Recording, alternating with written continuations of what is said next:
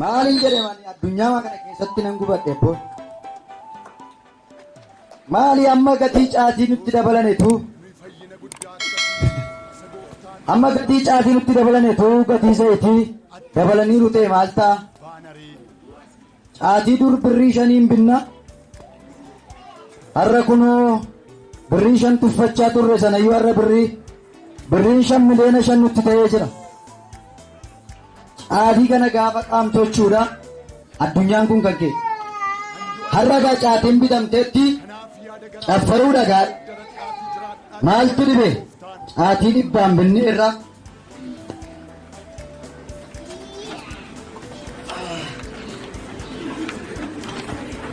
Abbaa boottii jarran keenyaan koorti jedhiga. Maal abboon jedheen addunyaa magara keessatti nan gubadheeman. Abbaa boottii jarran keenyaan koorti jedhiga.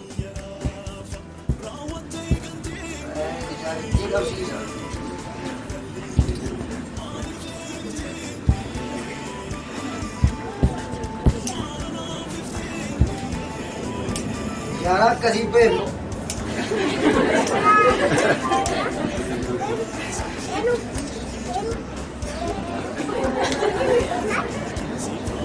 Maal jedhe?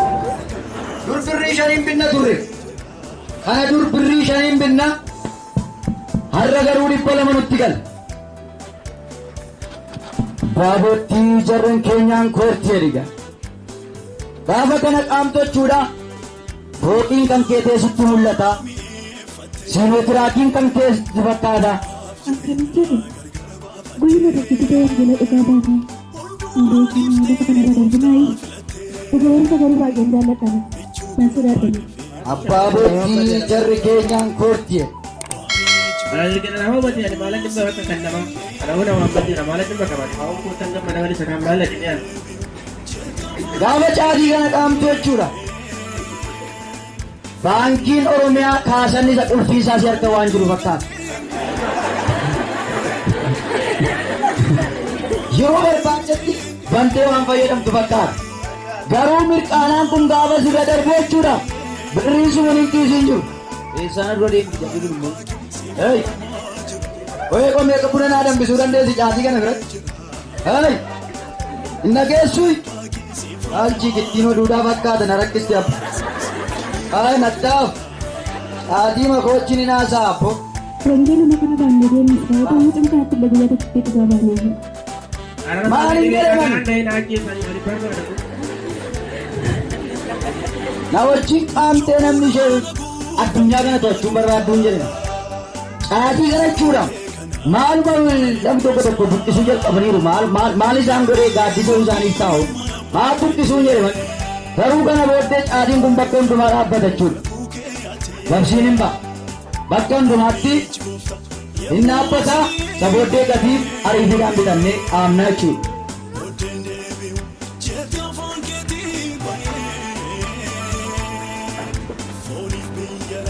Baabottii jarri keenyaan koorteedha jartii kan hin dabarsu. Hin dubbattuu ofiin bulaan jedhama. Yeroon tokko qabalee tokko dubbatu hin argineesi.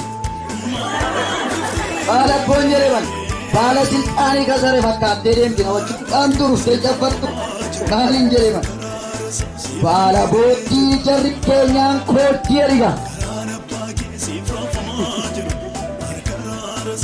Aatii kana qaamtee na duukaa jaffaru kan bar maal godhaa mirqaanaan isaa gaafa narra darbu jechuudha. Bakka wanti tokko hin jiru siinotiraakiin ilaalaa ture mirqaanaa keessa. Diyeetiin ilaalaa ture. Ulfiinni kaasana baankii Oromiyaan harka ture hin jiru. Garuu kana booddee akkasiin ta'u. Baala boottii jarri keenya jedhiga.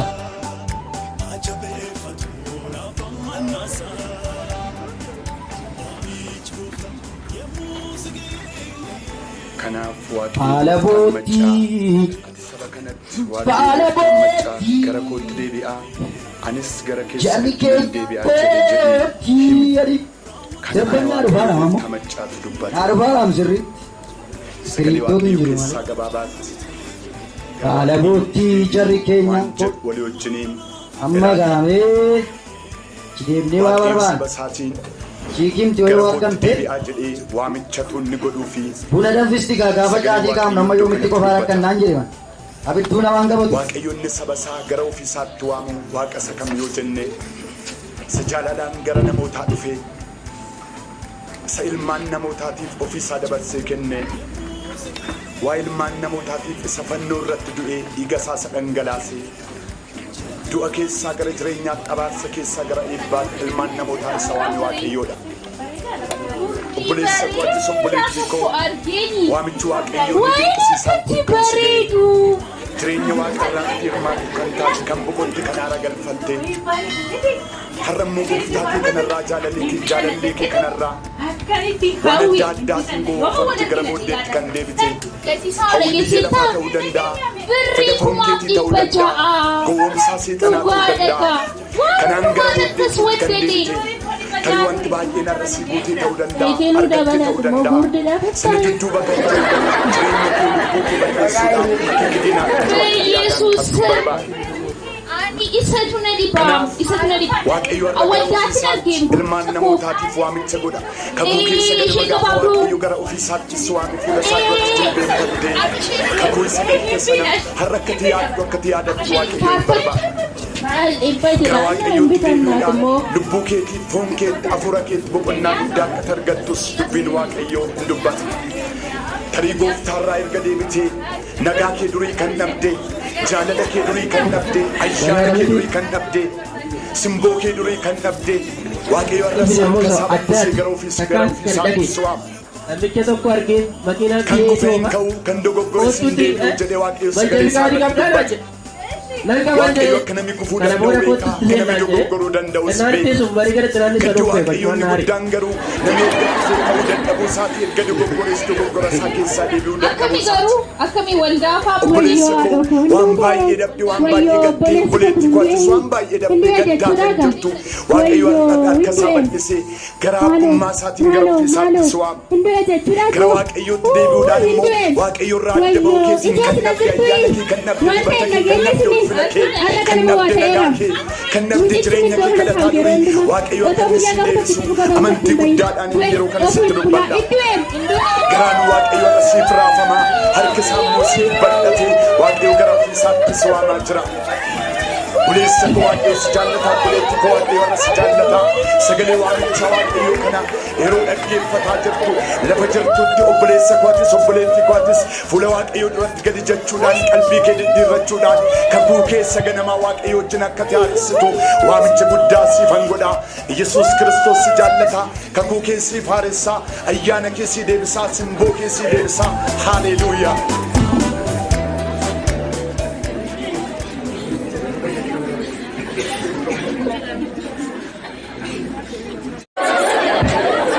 By grace, our Christus.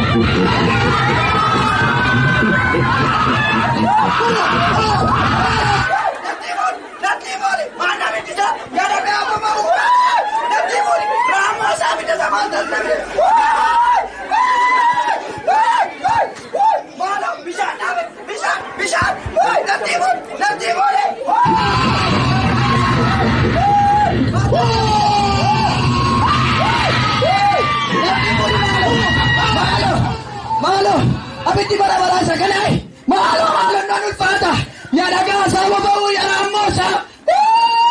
Nanggu bade asiso akasi.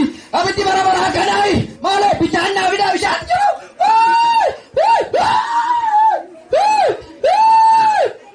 Wah ya nanggu bade bicara vida kapares. Malo ada kona tilim tu kona kaju. Jireni bara-bara abiti bara-bara kaju na tilim tu malo roko. Nanggu bade natibu kisu Ramosa.